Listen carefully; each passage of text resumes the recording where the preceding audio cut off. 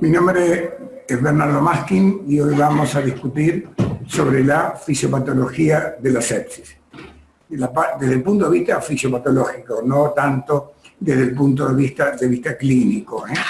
Y desde el punto de vista fisiopatológico, uno podría decir que la sepsis es la respuesta patológica del organismo frente a la infección o una desventajosa respuesta sistémica del huésped frente a la infección, o sea, es una respuesta deleteria, una respuesta inflamatoria no resuelta que lleva a la disfunción orgánica. En general, podemos decir que es un complejo síndrome clínico que resulta de la activación y disfunción de las ramas innata y adaptativa del sistema inmune. O sea que, en primer lugar, vamos a repasar sobre el sistema inmune. Recordamos que cuando hablamos de inmunidad, podemos hablar de inmunidad innata y de inmunidad adquirida. La inmunidad innata es fundamentalmente mediada por células, monocitos, células natural killer, polimorfos nucleares, y aparte componentes humorales como el complemento.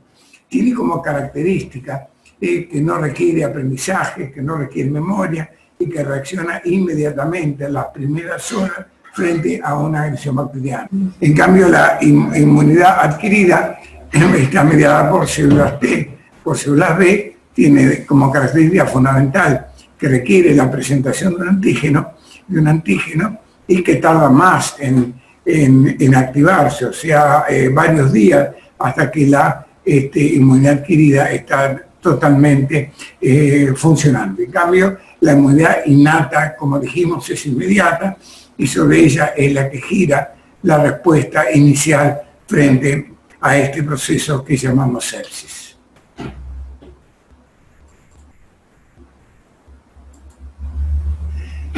En primer lugar, cuando uno empieza a hablar de sepsis, lo primero que se tiene que plantear es cómo reconoce un organismo la infección, cómo reconoce el organismo que hay gérmenes patógenos en juego y de qué manera reacciona frente a estos gérmenes patógenos. Esto se viene discutiendo desde hace muchísimos años.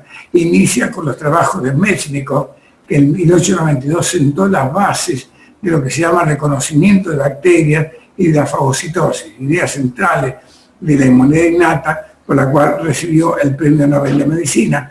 Esta es una fotografía del doctor Metchnikoff, un científico ruso-ucraniano, que obtuvo el Premio Nobel de Medicina en 1908, fue el que definió y describió la inmunidad innata. Entonces, cuando nosotros hablamos de reconocimiento de la infección, tenemos que plantear dos situaciones. En primer lugar, que hay moléculas de los gérmenes, moléculas de los microorganismos que van a ser reconocidas, y por el otro lado hay receptores que reconocen esas moléculas que están en las células de nuestro sistema inmune.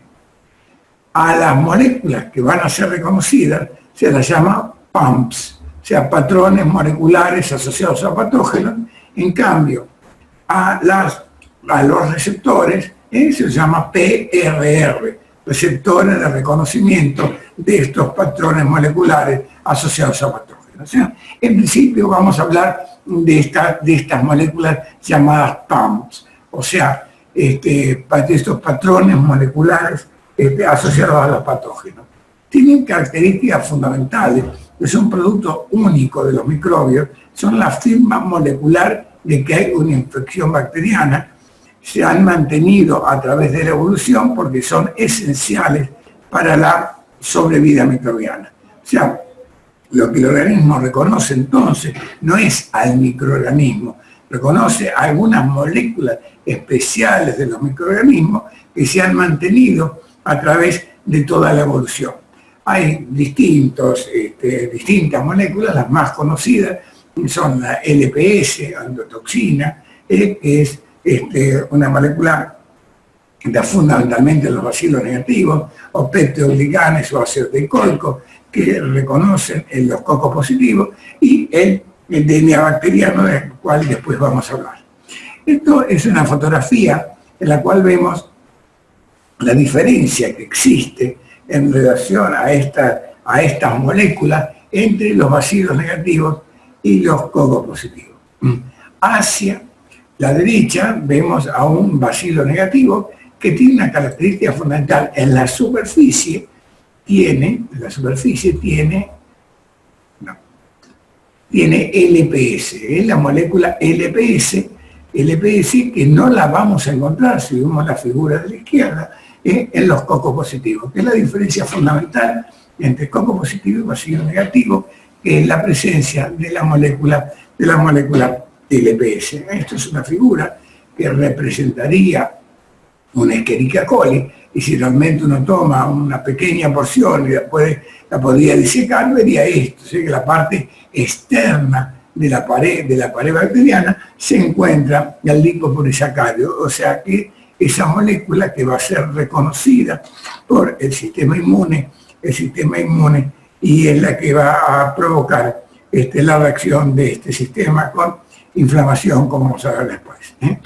¿Qué hay sobre el DNA bacteriano? El DNA bacteriano tiene también un efecto proinflamatorio, o sea, también es reconocido por el organismo como una molécula extraña, porque no es igual que al DNA de los mamíferos. Los residuos CpG no están metilados, o sea que no es lo mismo el DNA de las bacterias que el DNA de los mamíferos. O sea que si nuestro sistema inmune reconoce DNA bacteriano, está reconociendo una molécula extraña, y esto también genera respuesta frente al reconocimiento de las bacterias. Por el otro lado, aparte de las moléculas bacterianas, están los receptores, los patrones de reconocimiento, eso que llamamos PRR, que son los que reconocen PAMs, o sea, los que reconocen las moléculas de la bacteria. Son receptores que están fundamentalmente expresados en los macrófagos, y a partir de su activación de reconocer una bacteria se genera una señal intracelular, como vamos a ver después, llega al núcleo y va a producir los mediadores de la inflamación, fundamentalmente las citoquinas proinflamatorias. O sea que el sistema funcionaría de esta manera. Hay productos de los patógenos. Los productos de los patógenos son reconocidos por un receptor. Esto genera un evento de señales de traducción intracelular que llega al núcleo, y a partir de esto se activan genes que llevan a la expresión de todas las moléculas de respuesta frente a la infección, las moléculas que generan inflamación. Los receptores Toll-like, que son los más conocidos, los más estudiados de esta patente de receptores de reconocimiento de bacterias, es una familia de receptores que se ha conservado a través de la evolución desde la mosca a los humanos. El receptor Toll-like fue descrito por primera vez en la mosca de la fruta. Los receptores Toll-like son 13, pero realmente los activos, los que estudiamos en medicina humana, son fundamentalmente 9, y tiene una característica fundamental. La asociación entre estos distintos 9 receptores permite el reconocimiento de prácticamente todas las infecciones posibles. El más estudiado es el Toll-like receptor 4, porque es el que reconoce LPS, o sea que es el que reconoce bacilos negativos. La asociación del 2 y del 6 reconoce cocos positivos. Pero ya, como les decía, el Toll-like más reconocido es el 4. Reconoce LPS, o sea, bacilo negativo. Y funciona de esta manera. Esta sería la estructura del Toll-like receptor 4. Reconoce LPS, y a partir del reconocimiento del LPS se genera una señal intracelular que va a terminar en la activación de un factor de transcripción, en este caso del factor nuclear kappa beta, que pasa al núcleo, se va a unir a genes que se expresan, y a partir de allí se van a generar todas las moléculas que median la respuesta inflamatoria frente a la infección. Esto es un esquemita del reconocimiento de la infección por bacilos negativos. Como vemos, hay distintos Toll-like que reconocen distintas moléculas. Por ejemplo, el 9 reconoce el DNA bacteriano, el 4 reconoce el EPS, el 5 reconoce flagelina. O sea, son distintas moléculas que están dentro de los bacillos negativos y su reconocimiento por estos receptores Toll-like que están en la superficie de las células amiloides, fundamentalmente en los macrófagos, permite el reconocimiento de los gérmenes y la iniciación de la respuesta inflamatoria. Ese factor de transcripción, factor nuclear capacitor, es muy importante porque la mayoría de los mediadores de inflamación fundamentales para el desarrollo de los mecanismos de defensa dependen de este factor de transcripción, fundamentalmente las citoquinas proinflamatorias, como el factor de necrosis tumoral alfa, la interleuquina 1, la interleuquina 6, la interleuquina 12, algunos interferones, o sea, todo en general, la mayor parte de las moléculas que intervienen en el desarrollo de la inflamación como mecanismo de defensa contra las bacterias depende de la activación del factor de transcripción, factor nuclear capacitor.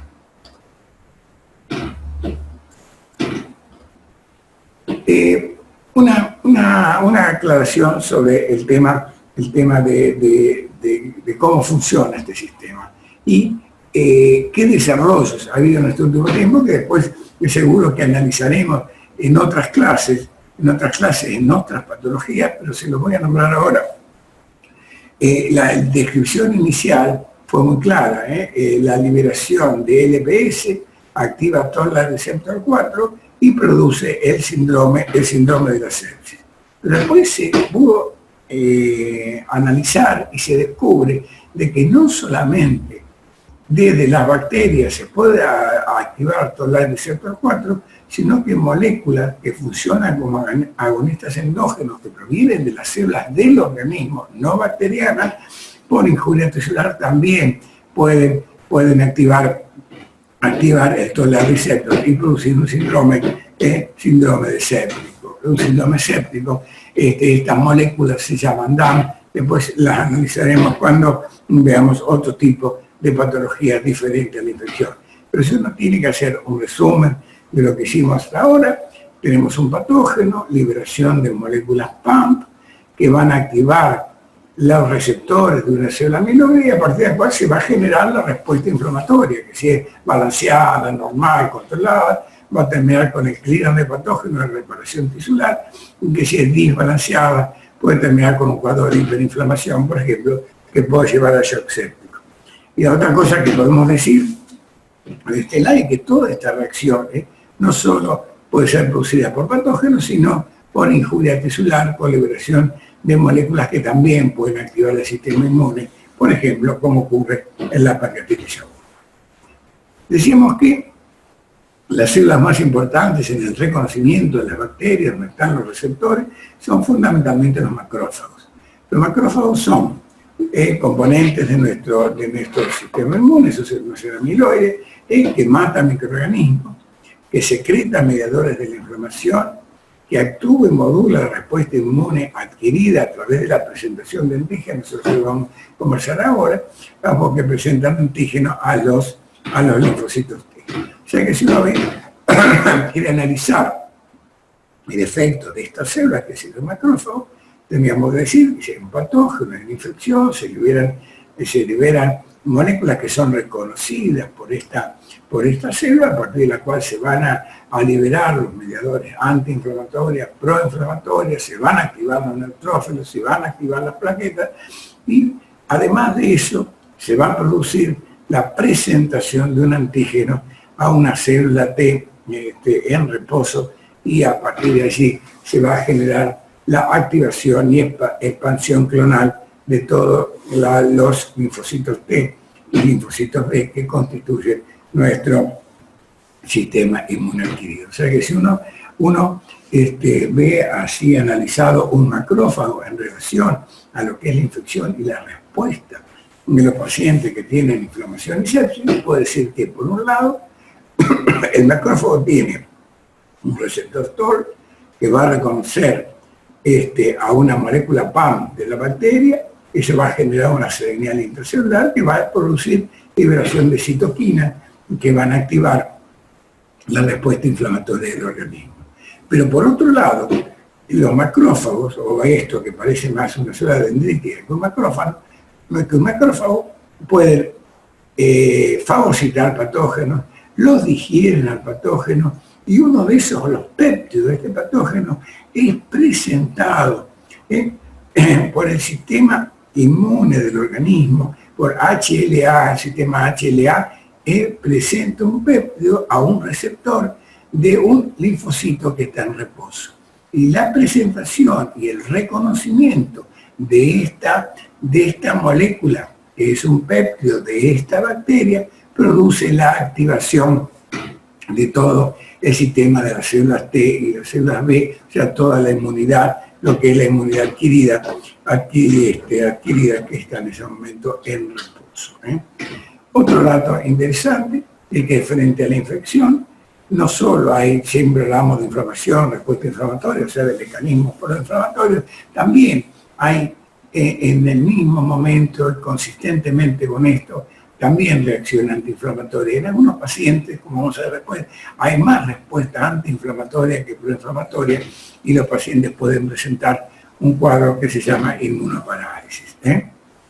Como les decía, estudios recientes han mostrado que ambas respuestas, la pro y la antiinflamatoria, ocurren precocemente y simultáneamente en la sepsis. Y que hay células inmunes del vaso y de los pulmones de pacientes con sepsis que no tienen gran activación para liberar citoquinas proinflamatorias, sino que muestran una disminución de la producción de citoquinas pro y antiinflamatorias, o sea que tienen respuesta deprimida. Los monocitos de los pacientes sépticos tienen disminuida su capacidad de secretar citoquinas proinflamatorias como TNF-alfa, interleuquina 1-alfa, interleuquina 6 o interleuquina 2. O sea que la respuesta del organismo frente a la infección, después del reconocimiento bacteriano, es una suma, un equilibrio entre una respuesta proinflamatoria y una respuesta antiinflamatoria. En el cual, como decíamos, la respuesta inflamatoria, las moléculas proinflamatorias están aumentadas y las están disminuidas, y las antiinflamatorias, como la interleuquina 10, están aumentadas. Una palabra sobre apoptosis. Hay activación de la inflamación, pero también hay regulación de la inflamación. Hay muchas células activadas, y esta activación celular tiene mecanismos de control. Y lo que dice es la apoptosis fundamentalmente de las células inmunoactivadas, fundamentalmente de los neutrófilos. Apoptosis, muerte celular programada, es una de las vías por las cuales el sistema inmune mantiene la homeostasis al eliminar células activadas, si hubiera gran activación celular. Y esto no para, la inflamación seguiría adelante y el paciente el cuadro terminaría destruyendo las moléculas bacterianas, la bacteria, pero también las demás células del organismo. La apoptosis, o muerte celular programada, tiene una característica fundamental, que en ningún momento del proceso la membrana celular se destruye. O sea, hay repliegue leve, compactación y división de la cromatina, condensación del citoplasma y finalmente la formación de bolsitas apoptóticas. En ningún momento hay destrucción de la membrana celular, o sea, nunca sale ningún componente de la célula hacia el exterior, hacia el extracelular, por eso no hay actividad proinflamatoria y finalmente estas bolsitas apoptóticas son fagocitadas por el sistema inmune. En ningún momento esta célula que se dividió en pequeñas bolsas apoptóticas perdió alguna proteína en el intersticio y no generó inflamación. Esto es un dibujo de lo mismo, de la condensación de la cromatina. Entonces, la apoptosis se diferencia de la necrosis, que la apoptosis es fisiológica, requiere energía, hay síntesis proteica para formar todas esas bolsas, la célula está contraída y no genera inflamación. En cambio, la necrosis es patológica, no requiere energía, no hay síntesis proteica, las células se hinchan, se rompen, y como salen todos los componentes que están dentro de la célula hacia el exterior, este mecanismo de necrosis genera inflamación. Esto es hacia la izquierda, un glóbulo blanco normal, y a la derecha un glóbulo blanco que está entrando en apoptosis. Como ven, se forman bolsas apoptóticas que, digamos que cada una son una porción de la célula, pero con la membrana intacta. ¿No? Se va dividiendo y formando estas bolsitas que van a ser fagocitadas por el sistema inmune sin inflamación. Por apoptosis se produce una profunda depresión de las células inmunes, incluyendo CD4, CD8, células B y células dendríticas a los pacientes con sepsis. Y eso tiene que ver a veces con la inmunodepresión, pero fundamentalmente, si no es excesivo, la apoptosis es un mecanismo de control del mecanismo inflamatorio que impide que se activen enorme cantidad de células y la respuesta inflamatoria sea excesiva. Las células CD4 y los CD8 son muy susceptibles a la apoptosis. Citoquinas. ¿Qué es la citoquina? Siempre hablamos de enfermedades producidas por citoquina o daño producido por citoquina. La citoquina en sí no daña, no produce ningún tipo de lesión. Las citoquinas no son nada más que un sistema de transmisión de señales, con una célula emisora, que es la de la cual sale la señal, que es una pequeña proteína, un receptor específico en otra célula que reconoce esa proteína y una respuesta en esa célula a ese estímulo que llevó la citoquina. En relación a lo que estamos hablando, las citoquinas proinflamatorias, las más importantes son el factor de necrosis tumoral alfa y la interleuquina 1, interviene en el reclutamiento y maduración de los neutrófilos, sobreregula las moléculas de lesión, incrementa la permeabilidad vascular, activa la coagulación e incrementa la proliferación vascular. O sea, toda la respuesta inflamatoria en general, que incrementa permeabilidad, coagulación, todos esos mecanismos que llevan a la respuesta inflamatoria están mediados fundamentalmente por citoquinas. Esto se ve ese estudio desde hace mucho tiempo, hace muchos años que se efectuó este estudio en voluntarios, en el cual se comprobó que las citoquinas se liberan en relación o en respuesta a la aparición de productos bacterianos en el medio. En este estudio a voluntarios sanos, se le inyectó una pequeña cantidad de endotoxina bacteriana, de Escherichia coli, y lo que se vio, que es el punto cero donde se inyecta, que entre los 60 y 180 minutos aparece un pico en la sangre, en el plasma, de liberación de citoquinas proinflamatorias como interleuquina 6 y el factor de necrosis tumoral alfa. O sea que esto demuestra en voluntarios sanos que el contacto, la administración, la liberación de una endotoxina purificada en la sangre de un individuo hasta ese momento sano produce la liberación de citoquinas proinflamatorias. Y fundamentalmente con estudios en animales que acompañaron estos estudios iniciales, se vio lo siguiente, que realmente uno puede provocar un shock séptico mortal en una rata o ratón de tres maneras diferentes. En primer lugar, si lo pone en contacto con bacterias vivas. Si yo inyecto Escherichia coli viva dentro del peritoneo de un ratón, le voy a provocar una peritonitis que va a llevar a shock séptico y finalmente la muerte. Si a ese un ratón le inyecto endotoxina, o sea que es un producto purificado de la bacteria, voy a provocar el mismo cuadro, shock séptico y muerte. Pero si a ese ratón le inyecto en el peritoneo la citoquina, factor de necrosis tumoral alfa, que ya no es un producto bacteriano, sino que es un producto del sistema inmune, va a provocar la misma reacción peritoneal, el mismo shock y el fallecimiento. O sea que uno puede provocar shock séptico por el contacto con bacterias sanas, vivas, por el contacto con productos bacterianos o con citoquinas inflamatorias que ya no son productos bacterianos, sino productos del sistema inmune.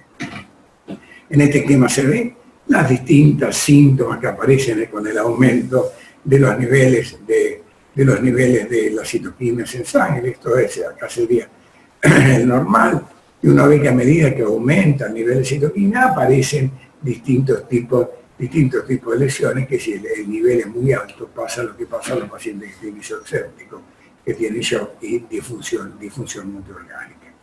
Y dos palabras sobre la fiebre. La fiebre, esos famosos pirógenos que hablábamos antes, son citoquinas proinflamatorias, fundamentalmente interleuquina 6 y factor de necrosis tumoral alfa, lo que producen el aumento de la temperatura corporal. Los neutrófilos son esenciales para el control temprano de los patógenos invasores porque fagocitan los patógenos y los matan. Los matan porque dentro del leucocito activado se produce liberación de proteasas que pueden destruir a los gérmenes y de radicales libres de oxígeno que también destruyen la membrana celular de los gérmenes. O sea que el neutrófilo es esencial en la fagocitosis y en la destrucción de los gérmenes, ¿no? Mecanismos de defensa fundamentales del organismo. Pero hay que ser muy cuidadoso cuando uno analiza el tema del neutrófilo. En primer lugar, lo que tenemos que decir es que si uno está, como se ve en este slide, que realmente si esto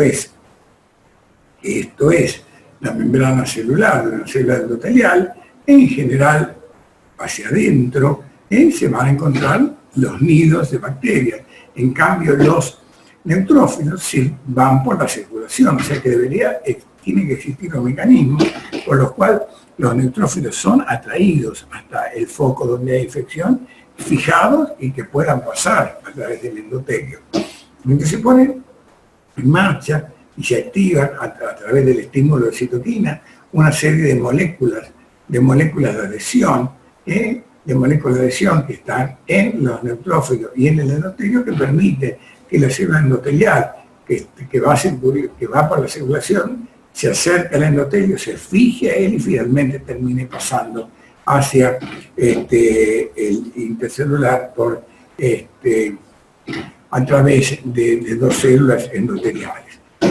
Esto es un esquema que se ve mejor si lo tengo acá, un leucocito que tiene activadas sus moléculas de adhesión, el endotelio tiene sus moléculas de adhesión, también las tiene activadas, se empieza a fijar y finalmente pasa entre dos células endoteliales y termina destruyendo los gérmenes que hay en el intersticio. Un elemento fundamental, y por eso el tema de la apoptosis y el control, es que estos leucocitos activados tienen muchas proteasas y muchos radicales libres de oxígeno, y deben estar muy controladas porque pueden destruir los gérmenes, pero también pueden destruir las células que no son gérmenes, las células que los rodean. Es un mecanismo, por el cual, por ejemplo, los mecanismos clave del estrés respiratorio agudo del adulto, la destrucción de la membrana pulmonar por exceso de leucocitos activados. Esto es más o menos lo mismo, o sea, leucocitos que hacen rolling sobre el endotelio, finalmente se fijan, pasan entre dos células endoteliales y allí actúan destruyendo los gérmenes en el foco infeccioso. En contraste con los linfocitos que muestran la apoptosis acelerada, la apoptosis de los neutrófilos está retrasada, la sepsis, eso permite que tengan un poquito más de efecto y destruyan más gérmenes, pero si está muy retrasada y se acumulan muchos neutrófilos, esto puede provocar realmente lesión, puede provocar una lesión importante en los tejidos. El endotelio. Decimos siempre que la sepsis es una enfermedad endotelial, que en general los síntomas tienen mucha relación con la activación del endotelio vascular y pérdida de función del endotelio vascular. Porque el endotelio vascular, aparte de su función de barrera, es crítico en la regulación de la hemostasia, el control vasomotor y la función inmunológica. La sepsis se asocia con una disfunción severa de las células endoteliales que produce trastorno de la hemostasia, de la reactividad vascular y lleva a la formación del edema tisular. Una falla del endotelio vascular se considera central en la progresión de la falla orgánica de la sepsis. Esto es un esquema, una figura de lo que es el endotelio. Por un lado tenemos los tejidos, la célula de los tejidos. Por otro tenemos la sangre circulante, donde se ven neutrófilos, glóbulos rojos, plaquetas y moléculas de albúmina. Y entre los dos, pegado al endotelio, hay algo muy importante que se llama glicocálix. Dentro de ese magma, glicocálix no es una célula, es un magma glicoproteico. Están incluidas moléculas que son fundamentales para la homeostasis del organismo, fundamentalmente los mecanotransductores. Los mecanotransductores van registrando las distintas modificaciones mecánicas de la circulación y activan las células endoteliales para provocar liberación de vasoconductores o vasodilatadores, fundamentalmente del vasodilatador óxido nítrico. O sea que es fundamental que estos mecanotransductores, que son moléculas glicoproteicas, estén activas y rodeados de ese magma que es el glicocálix. Lo mismo que algunas moléculas que activan coagulación, como el factor von Willebrand, y moléculas de adhesión, como vimos en la otra figura del endotelio, que pueden fijar neutrófilos. En este caso no, porque están embebidas dentro de ese magma que es el glicocálix.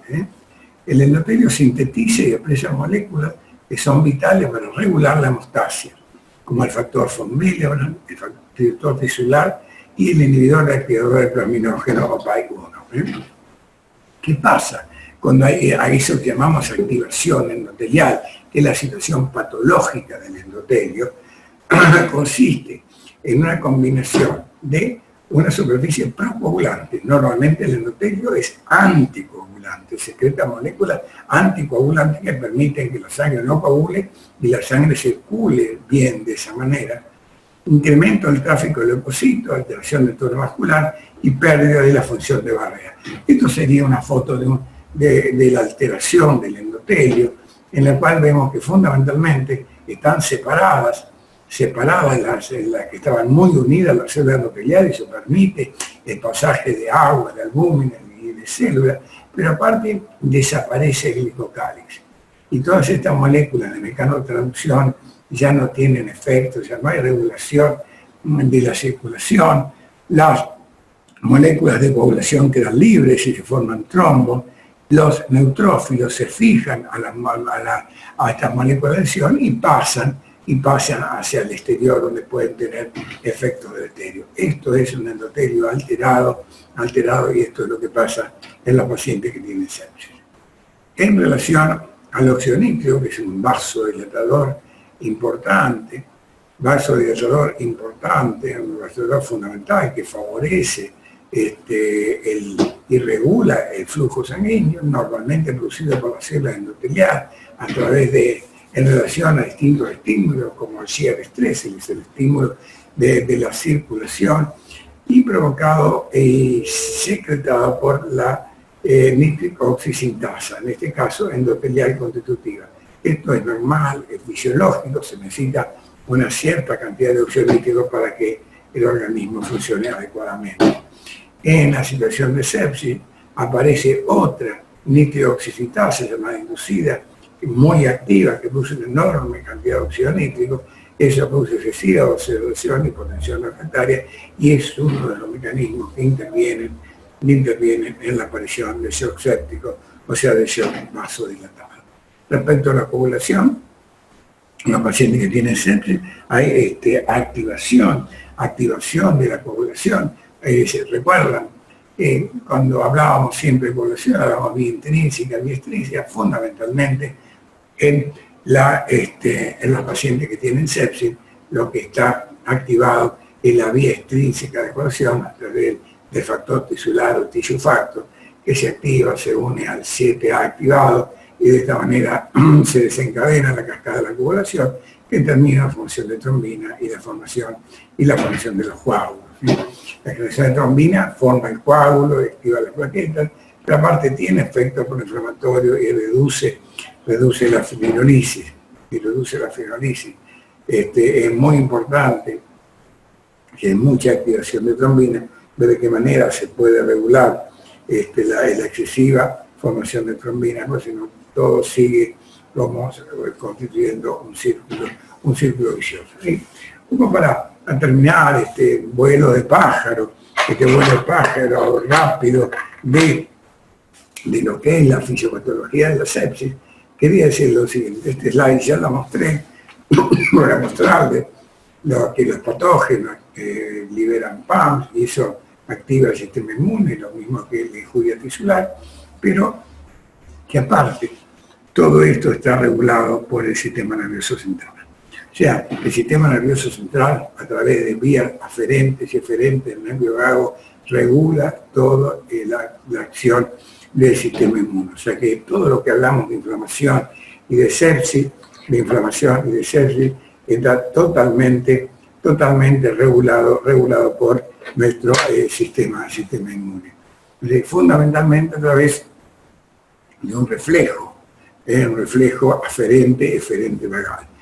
Habíamos hablado que cuando hay hay infección, se liberan en la zona, en el foco de infección, citoquina. Estas citoquinas activan la vía aferente del vago, se va a producir a través del vago en el cerebro un reflejo que termina con la activación de la vía eferente. La vía eferente del vago, tiene efectos sobre los macrófagos, sobre los monocitos, a través de la liberación de acetilcolina, vamos a ver ahora, que actúa sobre diferentes receptores que regulan la inflamación. Si cerramos todo el esquema, hay un germen, libera el EDPS es reconocido por el receptor Light Receptor, se activa el factor nuclear kappa beta que va a pasar al núcleo, se une a los genes, se une a DNA, se expresan genes, y con liberación de citoquinas proinflamatorias de efecto rápido, como TNF-alfa, o esta de efecto más lento, High Mobility Group BOX1, que produce la inflamación. Esto es mecanismo normal proinflamatorio. Esto genera un reflejo a través del vago, y la vía eferente del vago va a activar un receptor en la superficie de los macrófagos, que va a generar una señal intracelular que va a bloquear el factor de transcripción, factor nuclear kappa beta, y de esa manera va a provocar una disminución de la reacción inflamatoria. La activación de estos receptores suprime la translocación del factor nuclear kappa beta, estabiliza las membranas mitocondriales e inhibe la activación de la inflamasona, con lo que se disminuye la liberación de citoquinas.